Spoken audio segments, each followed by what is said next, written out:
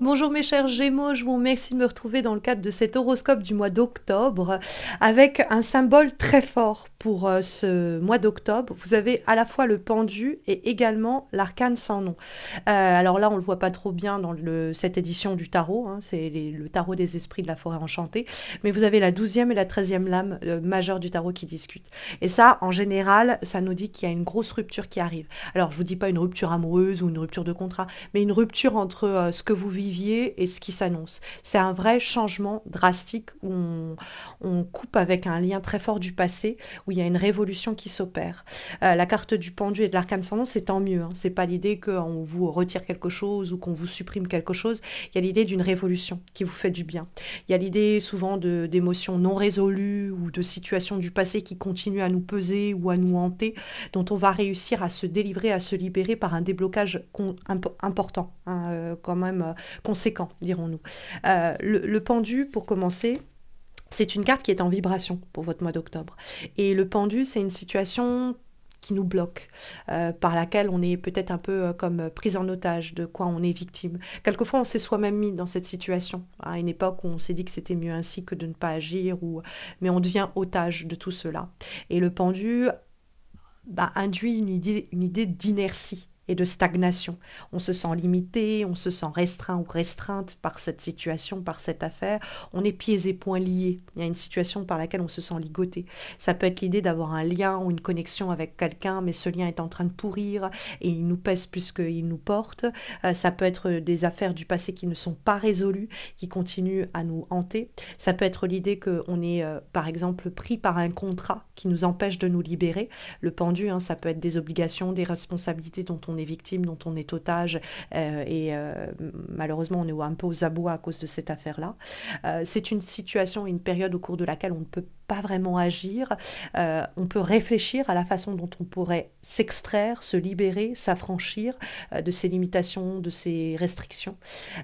Et il semblerait qu'il y ait un deus ex machina, c'est-à-dire une situation qui permette un changement in extremis ou inattendu, ou alors que vous trouviez vous-même peut-être une solution pour permettre d'y mettre un terme. Parce que vu qu'on a ce pendu en vibration et qu'il dialogue avec cet arcane sans nom en guise de direction, il y a cette idée qu'il y aura vraiment un avant et un après. Et on en sort pas forcément indemne, dans le sens où c'est des changements vraiment très importants et très conséquents, mais on en sort libéré, allégé. Hein. Il y a quelque chose comme ça où, ok, on passe sur à l'étape supérieure, on passe sur, allez, à la chose suivante, à l'étape suivante. L'arcane sans nom est une révolution positive. On en a souvent peur. Si elle est dans les obstacles, on peut en avoir peur. Et effectivement, le 3 d'épée nous dit qu'il y a quelque chose dont on a souffert, etc. On y reviendra. C'est associé, je pense, au pendu. Mais l'arcane sans nom nous parle d'une énergie, c'est un peu rien ne se perd, rien ne se crée, tout se transforme. Et à l'idée de quelque chose qui était en train d'agoniser et dont on doit finir de se libérer. Il y a quelque chose dont on doit reconnaître la fin ou dont on doit peut-être même provoquer la fin ou accepter la fin, mais dans le but d'une révolution. C'est un changement de paradigme relationnel, c'est l'idée qu'on épouse et qu'on embrasse un cycle nouveau dont on a besoin, c'est régénérateur. Parce qu'on trouve dans les obstacles, malheureusement, le 3 d'épée. Malheureusement, parce que le 3 d'épée, c'est une carte de chagrin, c'est une carte où on s'est senti brisé, où on s'est senti peut-être trahi. C'est une situation de laquelle on a beaucoup souffert. Les larmes du personnage nous disent déjà beaucoup de la carte. On a en effet avec le 3 d'épée l'ego qui a été mis à mal, le cœur qui a souffert, une situation qu'on a perdue, quelque chose que l'on voulait, que l'on visait, qu'on n'en a pas obtenu, et notre cœur qui en a été brisé. Hein. Il y a quelquefois vraiment, c'est l'idée d'avoir été largué ou abandonné ou licencié de façon très sale, où on s'est vraiment senti maltraité, ou alors ça n'a pas été sale, mais on a terriblement souffert de cette affaire.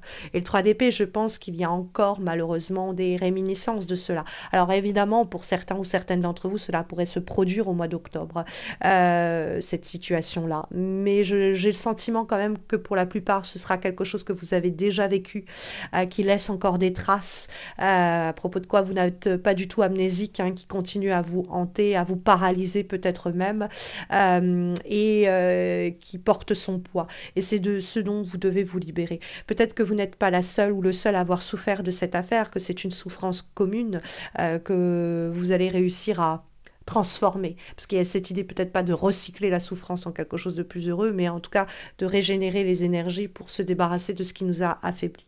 On trouve dans les énergies positives le 7 de coupe, qui peut être vraiment l'idée, utiliser votre imagination, votre pensée, votre créativité pour envisager des voies qui peuvent paraître hors de possible, hors d'accès et qui sont en réalité à portée.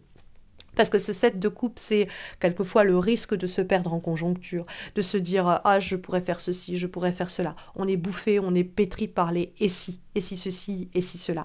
Et quelquefois, c'est tétanisant.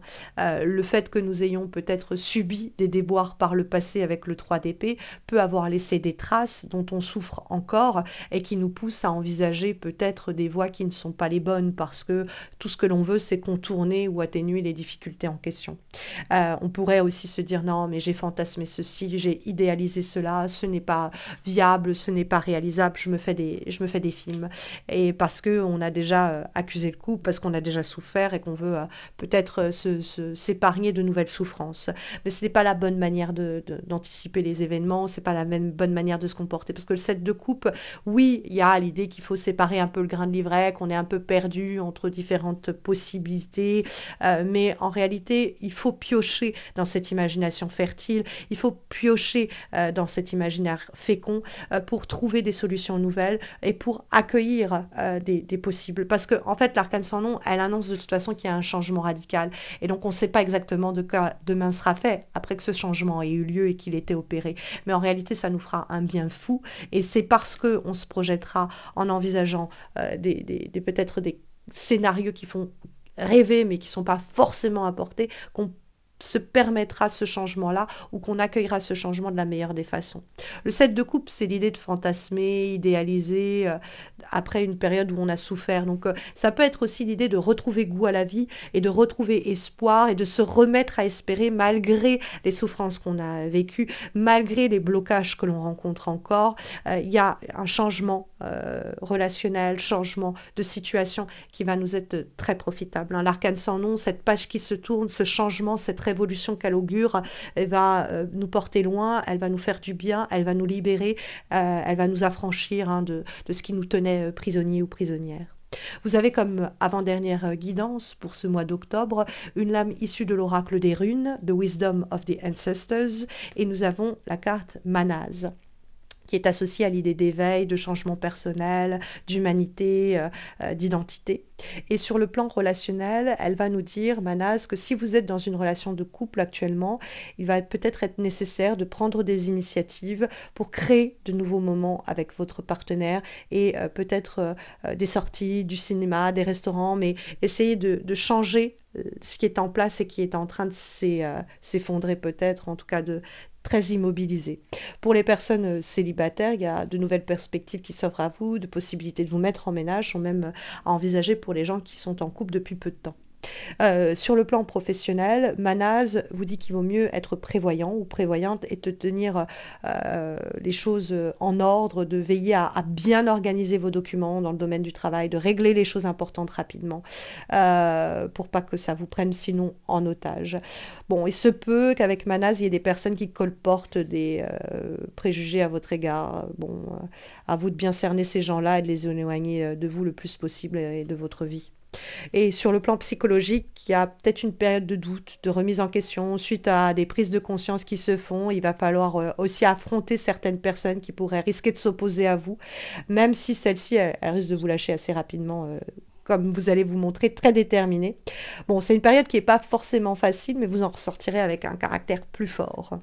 Et puis comme dernière guidance pour ce mois d'octobre, nous avons, mes chers Gémeaux, une lame issue de l'oracle de Modern Wiccan Box of Spells, et nous avons la carte Hubble Bubble Witch, qui nous dit en fait que vous pourriez anticiper un problème avant même qu'il ne se présente à vous et faire en sorte qu'il se dissolve avant même qu'il n'ait pris de l'ampleur. Donc on vous dit d'être très attentive aux conseils que les gens vous donnent. Ils pourraient vous aider à justement anticiper le problème pour pas qu'il se produise. Vous pourriez peut-être aussi aider certaines personnes à capter des problèmes qui pourraient arriver et les aider à que ça ne se produise pas, et puis ils vous rendront l'appareil quand ce sera votre tour. Mais on sent qu'il y a un problème, une adversité qui arrive en ce mois d'octobre, mais qu'on est dans une position assez sécurisante pour eh bien, anticiper le péril et du coup le contrecarrer. Hein, ça, c'est vraiment possible pour ce mois d'octobre. Voilà en tout cas les guidances que vous délivrent les lames pour ce mois d'octobre. N'hésitez pas à me dire en commentaire comment ça résonne en vous ce mois-ci. N'hésitez pas non plus à liker la vidéo, à vous abonner à ma chaîne si vous ne l'avez pas encore fait. Cela me motive à poursuivre mes efforts que mois après mois, depuis près de 10 ans, je réalise car je n'ai jamais raté un seul rendez-vous mensuel. En plus de cela, ma chaîne a dépassé les 40 000 abonnés, mais va aussi dépasser les 7 millions de vues. Et pour cela, je vais organiser un concours qui va permettre à 7 d'entre vous de remporter le tirage de votre choix sur mon site. Je ferai ça là sur les mois qui nous séparent de la fin d'année. Ce sera à mon avis en même temps que pour Noël. Donc n'hésitez pas non plus à vous abonner pour ne pas rater le concours en question. Et puis pour me soutenir, un petit commentaire, un like, un abonnement, ça fait toujours plaisir et ça me motive pour la suite. Sachez que vous pouvez me retrouver sur Insta et sur Facebook dans le cadre donc de ces réseaux. Vous avez les liens de mes réseaux, de mes pages en descriptif de cette vidéo. Et dans le descriptif de cette vidéo, vous trouverez également le lien vers mon site internet missmojorising.com que vous pouvez consulter si vous avez besoin de mes services de tarologue. Je vous souhaite, eh bien, mes chers Gémeaux, une douce entrée en saison automnale. Je vous souhaite de belles semaines à venir. J'espère vous revoir très vite. D'ici là, eh bien, écoutez, prenez bien soin de vous et à bientôt, j'espère.